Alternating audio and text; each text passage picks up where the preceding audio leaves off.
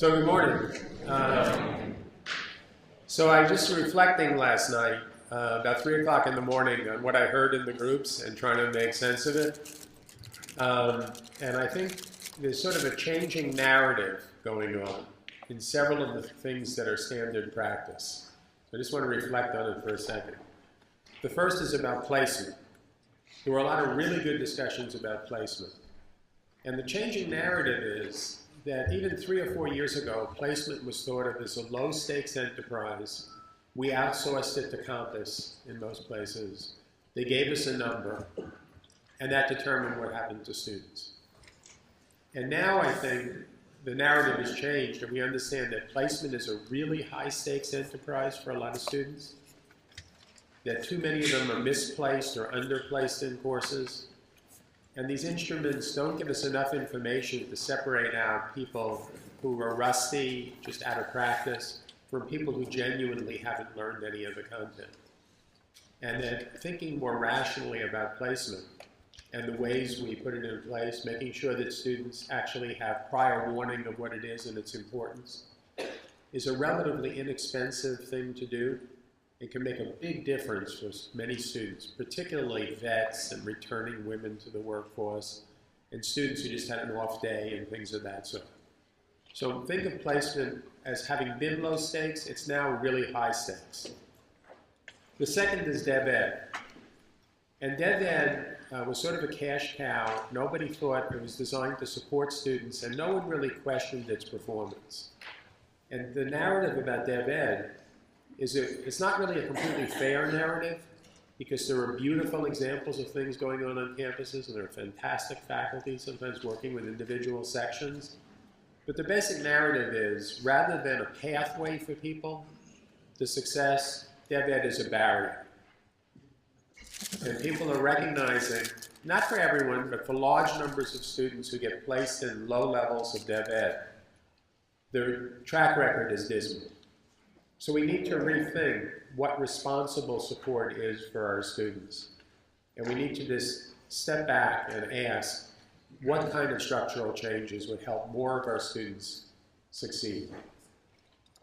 And this is driven not just by our sense of right and what's good practice on our campuses, but the changing narrative in policy from higher ed is about access, which was the driver for the last 30 years. So funding was based on enrollment.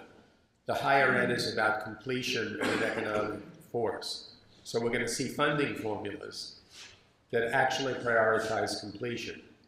And that means structures that people went into that without much attention need a lot more scrutiny. What's important there is that the faculty stay ahead of the curve, right? That we set out the roadmap. Otherwise, it'll happen, it'll be done by others, and that's usually bad. And I can give you later examples of really bad. We're talking different levels of hell.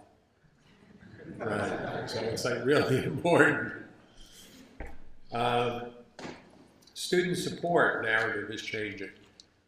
The narrative in the last 20 years has been student support is the domain of professionals who are hired to do it, and the administration, and there are units responsible for student success that is separate from the faculty's responsibilities for student success.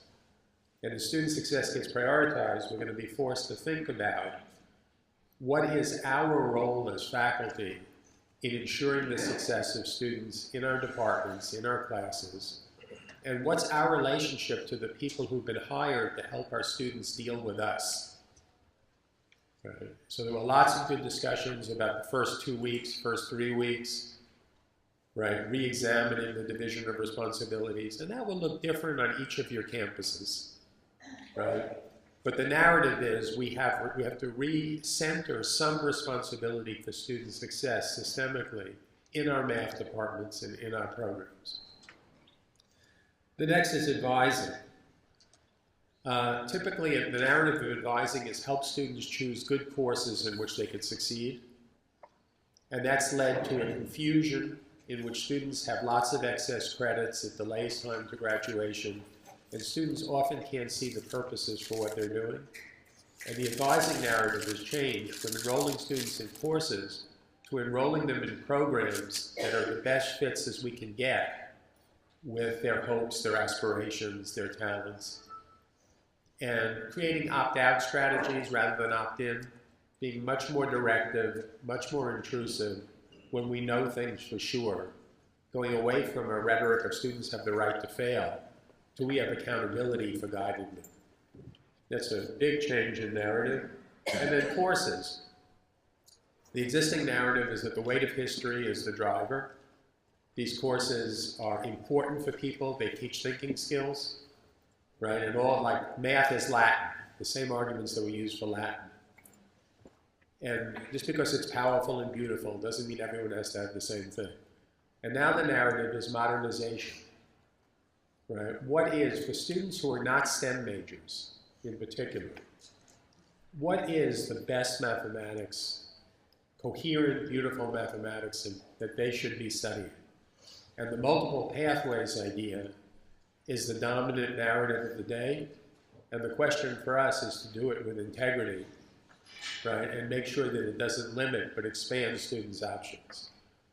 So your discussions yesterday were at very different levels. Some of you have really been working on this really hard and are ahead of the curve.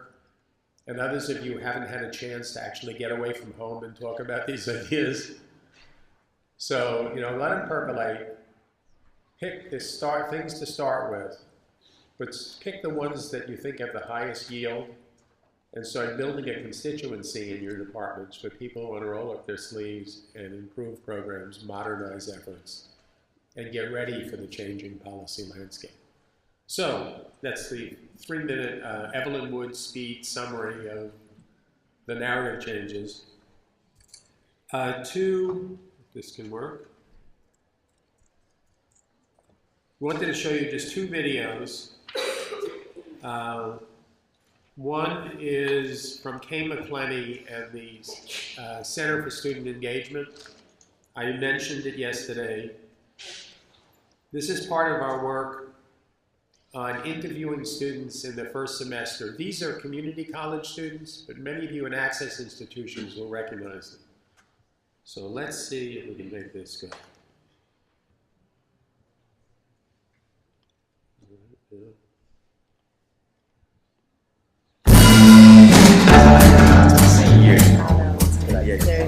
They have a set I guess.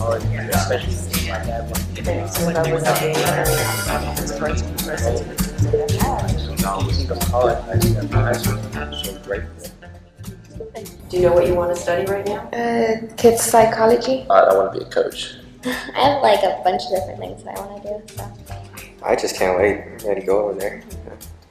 It's pretty exciting though because this is the next chapter of your life, and I'm just really I'm excited, like energizing buddy. I want to be an architect, and being an architect, you need an education also. And I remember that I was so happy to come that I came 5 months before I had to. Just since I was young, I've always been first. I just love to learn. So I get a better job and take care of my family and show my little baby boy that if I can do it, he can do it too when he gets old. Really, nobody in my family ever graduated from college, so it's like I'm gonna be the first. Like I plan to just have my own business. I don't plan on working until I'm like 60 years old. I plan to retire when I'm like 40, 45 at the latest. That's my goal.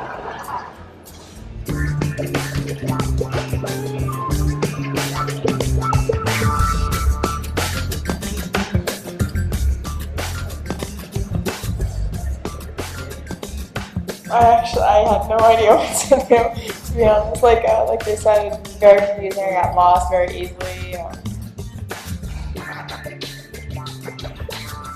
But even though I had a map, the buildings they didn't have like room numbers, and there were like 3 floors to each building.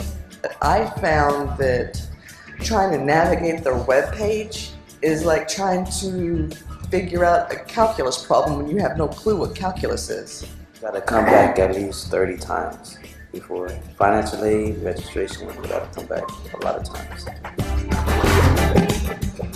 I've always been good in every subject I ever taken, so it was like a shock to me that I was like right on the borderline, but at the same time a disappointment because I wasn't expecting to fail to my standards. And when I first took it, I kind of was bummed out because I tested, the bottom English, bottom math, thinking, wow, I got to start at the bottom. I had to say, I'll probably be in school here probably like 3 or 4 years before I even get to my nursing program. They do, I think they have some sort of orientation here. Like I said, I didn't really go. I just ended up sitting in a room, and then she just started giving people papers. I'm like, what am I? And this is, oh, you in orientation. I said, oh, well, I accidentally fell in orientation. So I got that out the way on accident. Unfortunately, they weren't as much help as I would hope. I mean, they registered me for the classes, but they didn't really give me a direction that maybe I could, go. And they just signed me up for in general courses, and he didn't talk to me anything about making a plan. That was a personal choice. When you go in there, they're just gonna do the basics, like set you up with the basic classes, but they're not gonna show you, oh, you need to take these classes to get towards your major, and you might end up scheduling classes that you don't necessarily need.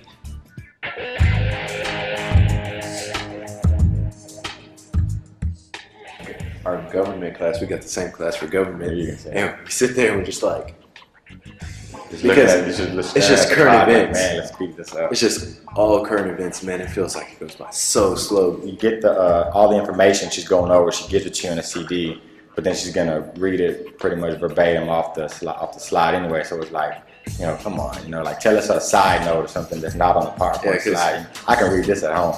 But they have a set speed, I guess. Yeah.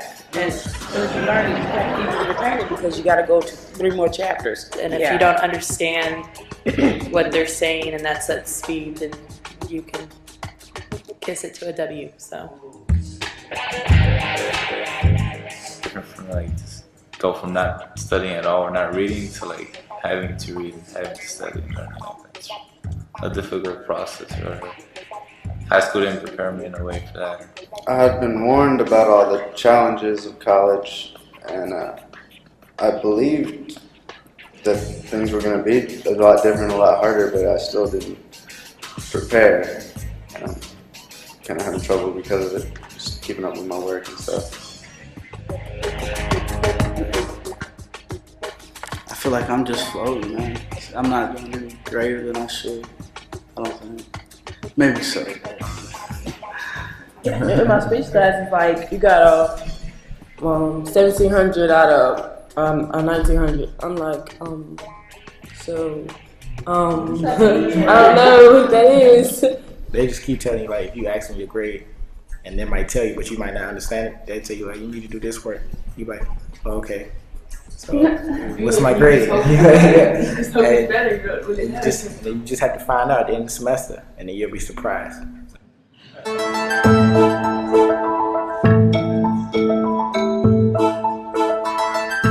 When I tell them, I don't know how to do this, I need help. Some of it could be just because of pride. Yeah. I think that's what most of it is. Yeah. You just sit there and say, oh, I don't need help. I can do this. And you get home and you're just confused. I'm like, man, I should have went.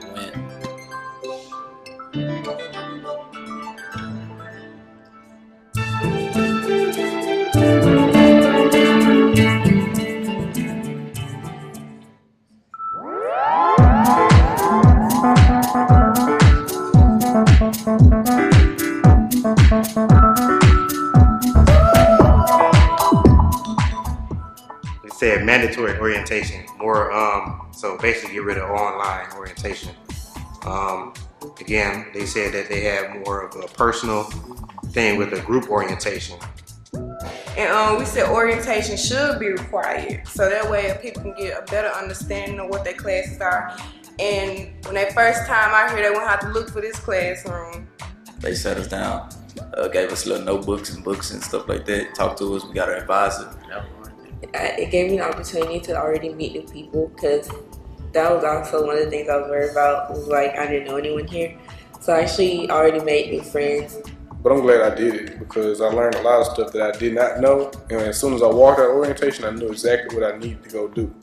It was exciting. I liked it, yeah. I was like, orientation, hey, I'm almost there. Do you eat? Almost there. You get some pop, snacks? No, I ain't get no snacks.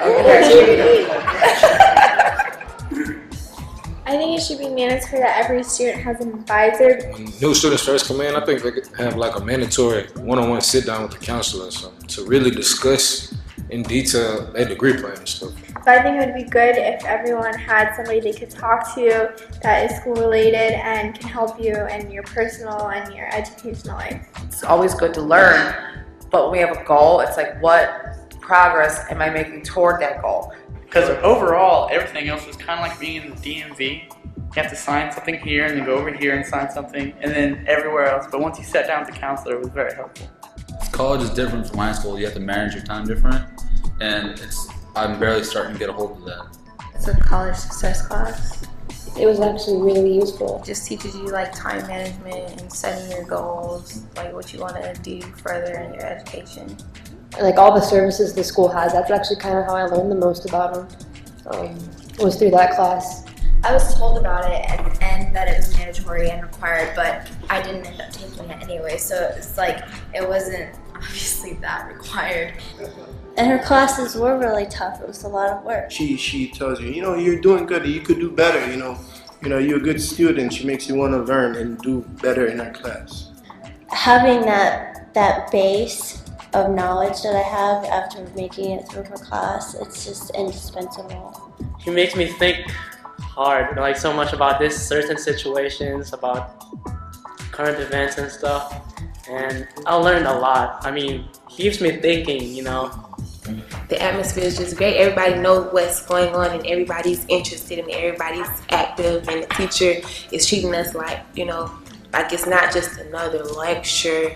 It's actually class and you can make it fun. He gave us a riddle and he put us in groups. And putting us in groups actually brings us a little bit closer together as a class. And that's exactly how it went. We all clicked right away. We weren't afraid to talk to each other. And then we'd have a group discussion. That's one thing we always do. We have a group discussion and people aren't afraid to open up. The way she was enthusiastic about the subject she was teaching made you feel enthusiastic to be there and learn everything that she had to say. I'm learning more and more, and I think, if I'm not in that class, what am I going to miss? Well, thankfully AMP has an SI, and what she does is it's a student who previously took the class, aced it, and knows this professor, this class, and you get together once a week, twice a week sometimes, and you go over the material that's been discussed in class. It has really saved me big time.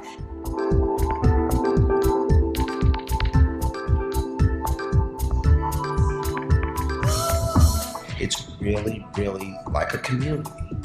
And, the old saying is it takes a village to raise a child. Everybody in the village is helping out. And it goes from, deans, president, down to career services, people in student life. I'm looking to get my PhD in psychology. I'll be teaching at a high school somewhere. Get my PhD, being a doctor. I would really love to be in the medical field. They need to remember that they hold this person's futures in their hands, and this person's future in their hands, this person's future in their hands, in their hands, in their hands, in their hands, in their hands.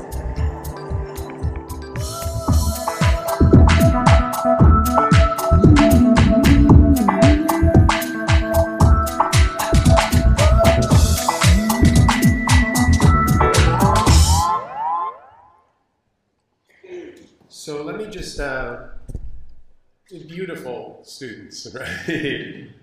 Especially for the technical college folks, I bet you recognize a lot of your own students in this video. So before I show Selena's, I just want to make a point about listening to students. Yesterday I said that one of the starting point for everyone should be data, because we often in our departments are driven by mythology, or in our classrooms we look at the students who smile at us, right? So having real data on successes and failures is important, but unless you can see the faces of your students in the data, you're really not going to get good ideas from the data. And finding some format, once you have your plans in place for interviewing students and getting their views, will make a big difference. And just one quick little story about the importance of this.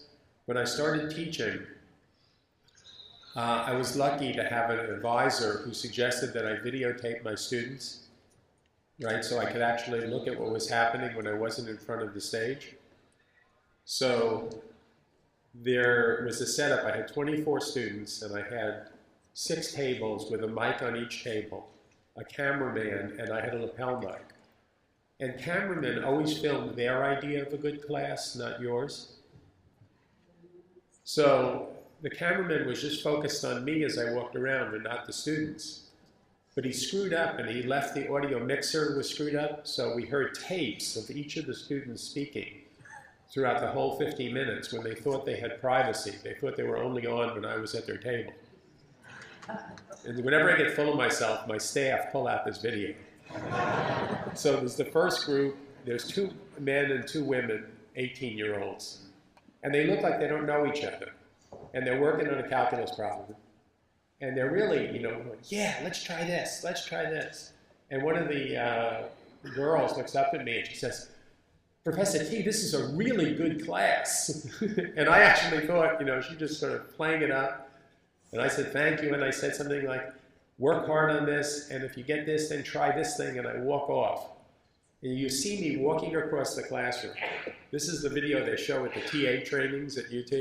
You see me walking across the classroom. When I'm halfway there, they stop talking math. And one of the women says, you ever understand anything that Joker's talking about? Then it becomes clear that the 2 guys and 2 girls are they're couples. And the guys are in the same fraternity. And now I'm over there doing calculus, right? You hear me, but you see me, but you hear them talking. And now I'm walking back across the classroom, and they're planning a surprise party for a frat brother. And they're planning out where they're going to get the food. And one of them says, you hear him say, well, Joey, you go to the 7 greater than 0, so that if the function, and they had constructed when I got there what appeared to be a mathematical discussion that started without a subject or a verb. When you do these interviews, and if you actually construct a setting in which you can hear your students, start with your most successful students. It's a mistake to start with students in trouble. Start with your most successful students. Involve them some way in your planning, and I promise you, you will get some good ideas that will change the direction of what you're doing. So, Selena, you want to introduce it? Sure. Let me pull it up. I'll talk while you're pulling it up. So, if I couldn't make you laugh too much yesterday, I can try to make you cry today with John Bailey's story. And just so you'll know, on our website, we actually have student interviews about the Focus program and different kinds of things. And we ask questions about what they like the most and what they like the least. So you're more than welcome to go on there and hear the student voices. And these students are so moved by the program that they'll actually, they're willing to travel. And when we started replication at different sites, they've been available to sit on panels and talk to other students and to help spread the word about how excited they are that they finally understand the mathematics. So without further ado, this is John Bailey. And this was about a week ago.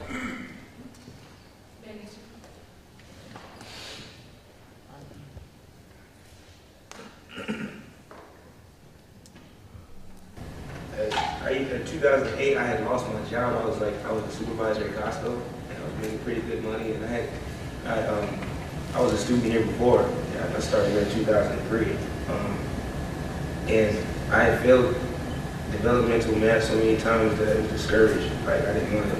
I stopped going to school, and I was like, oh, I make good money at Costco. I'm going to stay here. I'm not going to go back to school. And I lost my job, and I just had my first daughter, my first child. She just was born about that time.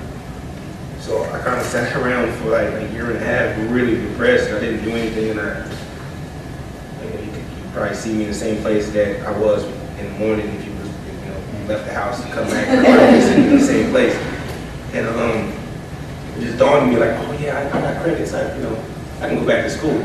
So I did everything I could do, to get back into school and you know, when you have a test issue with math, you have to take the developmental class in order to even register. And so I came back in 2010. I had avoided and got overrides and talked to everybody I could talk to get out of math. But I tried every way out of it. And one of my advisors told me about this program, and I had tried to get in the program, and I couldn't get in the program. And I was really angry. I was angry. And they called me. And they told me, well, I said, you gotta go down there and take this test, you gotta go. And so I got my stuff together and I got it together so I could get into the program. And I had a really bad time at the beginning. I would freak out at on every test. I'd be sitting there breaking apart because I just could see like failure. On one hand you could see your parents and your grandparents and your daughter, everybody, your family, proud of you at your graduation. On the other hand, you could see yourself in the gutter because you failed this class again. And that's what I felt every time that I took the test, and I was feeling like I was failing, and it was a real hard time. But my man Paolo came and he told me, you're doing this. And he's like, what's wrong with you? He's like, what's wrong with you? You can do this. And you're making bees on the test, by the way. I'm sitting there freaking out.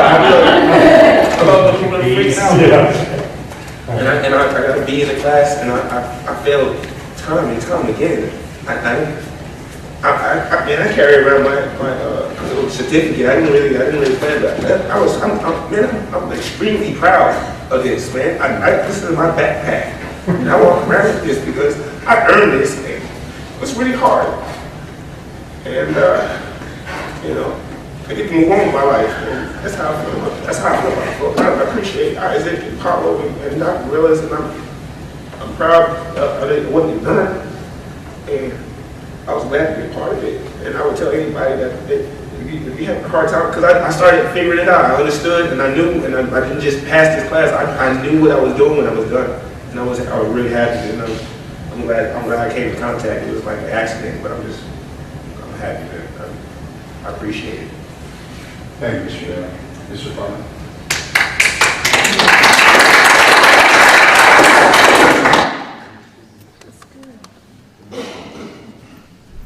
So remember that when I said it yesterday, Jack Stutzman, one of the privileges of our work is that even on a crappy day, we can do something amazing for a student.